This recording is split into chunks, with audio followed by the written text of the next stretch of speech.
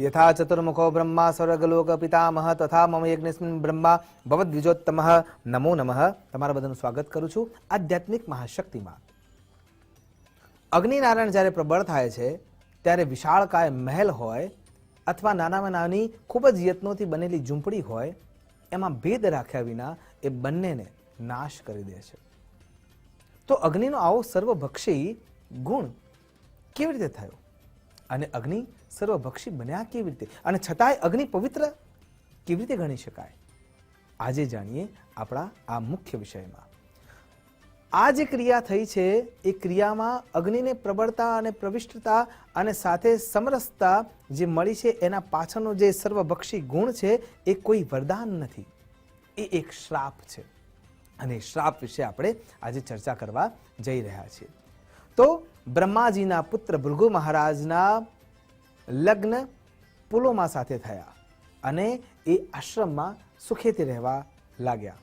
યજ્ઞાદિક કર્મ કરવા માટે પ્રવિષ્ટ એવા ભૃગુ મહારાજ, જ્યોતિષની ગણનામાં પ્રબળ એવા ભૃગુ મહારાજ સતત કાર્યમાં પ્રવિષ્ટ રહેતા હતા અને સુખેથી પોતાનો સંસાર ચલાવી રહ્યા હતા। એ સમયે જ્યારે પુલોમા ગર્ભવતી થયા અને જે રોજિંદી ક્રિયાઓમાં એમને તકલીફ પડવા લાગી, છતાં પણ ધર્મ ક્યાંય એ છોડી શકે નહીં, એ હેતુથી સતત પ્રવિષ્ટ રહેવાના કાર્યમાં એ હંમેશા પોતાનું યોગદાન આપતા। એવા સમયે પુલોમન નામનો જે રાક્ષસ છે એ ત્યાં આવે છે।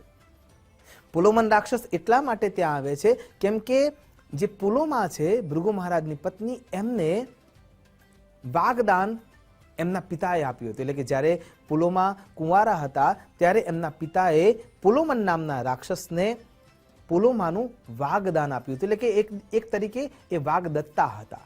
વાગદાન એટલે કે આપણે વાણીથી એને પત્ની તરીકેનું સ્વીકૃતિ આપી, એ જે ઘટના એને વાગદાન કહીએ છીએ। આપણે અત્યારની સમયમાં એને સગાઈ તરીકે ઓળખી શકીએ છીએ। તો કેટલું મહત્વ છે એ વિચારવા જેવું છે। એટલે પુલોમન જે છે એ જોવા માટે આવ્યો છે કે આજે આ જે સ્ત્રી છે જે ગર્ભવતી છે, રાક્ષસ પ્રકૃતિ છે, છતાં પણ એ વિચારવા માંગે છે કે મારી પાસે એ કેમ નથી, અને એ સાધુનો વેશ લે છે। ભૃગુ મહારાજ જ્યારે આશ્રમમાં નથી ત્યારે એ ઋષિના વેશમાં પ્રવેશ કરે છે।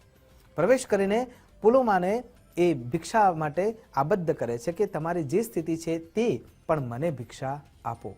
અને ભિક્ષા આપવા માટે જ્યારે પુલોમા આગળ આવે છે, એના રૂપ લાલિત્વને જોઈને પુલોમન સ્તબ્ધ થઈ જાય છે અને આગળ જે યજ્ઞ ચાલતો હતો એ યજ્ઞ કુંડની અગ્નિ આગળ આવીને પૂછે છે, એને ભોજનથી તો કંઈ લેવા દેવા હતું નહીં, એ તો ખાલી જોવા માટે જ આવ્યો હતો અને અંદરની પ્રકૃતિ તો રાક્ષસની છે।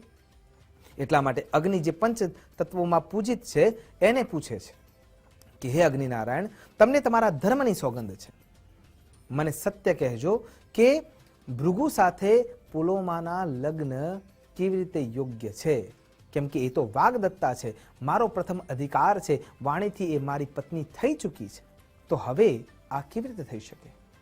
અને જો તમે એ સત્ય નહીં કહી શકો તો તમને તમારા ધર્મના સોગંદ છે। અને એ વખતે અગ્નિનારાયણ વિમાસણમાં મુકાઈ જાય છે। કેવી રીતે? એક તરફ ભૃગુ મહારાજના ક્રોધનું ભાજન બનવાની શક્યતા જોવા મળે છે, એક તરફ પંચતત્વોમાં જે પૂજિતતા છે એ જો સત્ય ના કહે તો પણ એ પરેશાનીમાં આવી શકે, કેમ કે એમની શક્તિઓનું હનન થઈ શકે છે, અસત્ય ભાષણ એ કરી શકે એમ છે નહીં। અને એક તરફ યજમાનની ક્રોધાગ્નિમાં બળવા માટે પણ એમને પ્રવિષ્ટ થવું પડે। આ ઘટનામાં પોતાના ધર્મને જાણીને એ સત્યતાથી વિચલિત થયા વિના કેવળ અને કેવળ સત્યનો જ પક્ષ લે છે અને એ કહે છે કે તારી સાથે જે લગ્ન ગ્રંથિથી જોડાવા માટેની જે વ્યવસ્થા હતી એ કેવળ વાણી સાથે સ્વીકૃત હતી, અને ભૃગુએ પુલોમા સાથે લગ્ન કર્મ દ્વારા અગ્નિની સાક્ષીએ ફેરા પડીને વૈદિક મંત્રોના આધારે કર્મ થકી એને સ્વીકૃતિ પ્રાપ્ત કરી છે। એટલા માટે એ ભૃગુની જ પત્ની સિદ્ધ થાય છે। પણ રાક્ષસ આ સ્વીકાર કરવા માટે તૈયાર નથી અને તટસ્થતાથી જવાબ આપેલો જોઈને એનો અસ્વીકાર કરીને રાક્ષસ એક શુકરનું રૂપ લે છે અને ગર્ભવતી પુલોમાને પોતાના દંતશૂળમાં ઉપાડીને લઈને ભાગી રહ્યો છે। જ્યારે એ તીવ્રતાથી ભાગી રહ્યો છે એ જ સમયે પ્રસવ થાય છે અને પ્રસવમાંથી જે બાળક જન્મે છે એનું તેજ એટલું બધું પ્રબળ હોય છે, એ તેજના કારણે થઈને એ શુકર રૂપે જે રાક્ષસ પુલોમન છે એ ત્યાં નાશ પામે છે। પુલોમા બેહોશ થઈને પડી છે.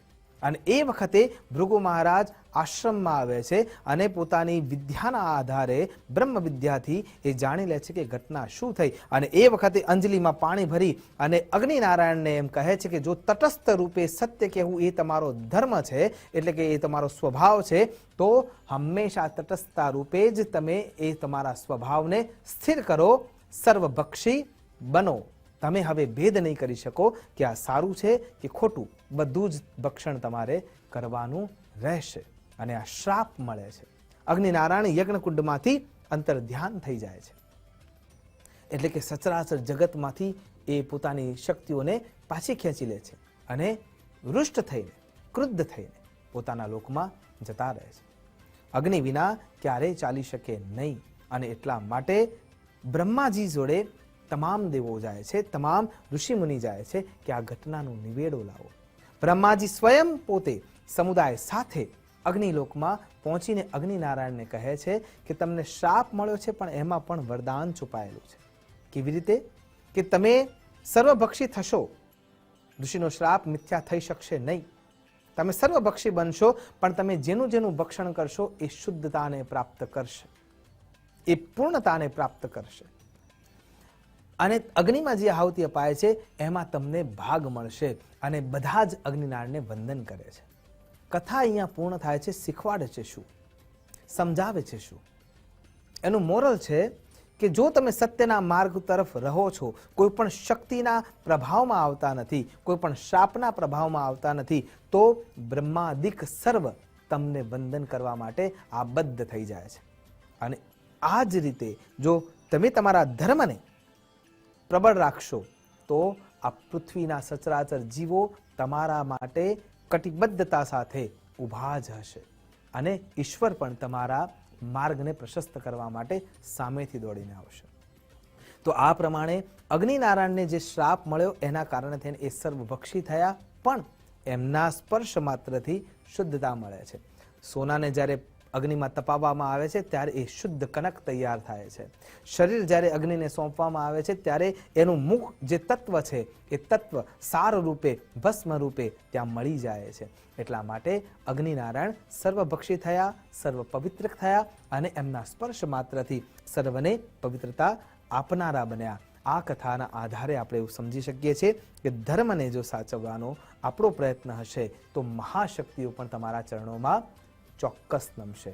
આશા કરું છું આપણે આપણા ધર્મને જાણીએ, ધર્મ સાથે પ્રશસ્તતાને કેળવીએ. ધર્મમ રક્ષતિ રક્ષિતઃ એ સૂત્રને સમજવા માટે, એને કટિબદ્ધ થવા માટે થઈને ધર્મનું રક્ષણ કરવા માટે એના પ્રહરી બનીએ. એ જ અભ્યર્થના સાથે નમસ્કાર. અસ્તુ સદા શિવોહમ. નમઃ.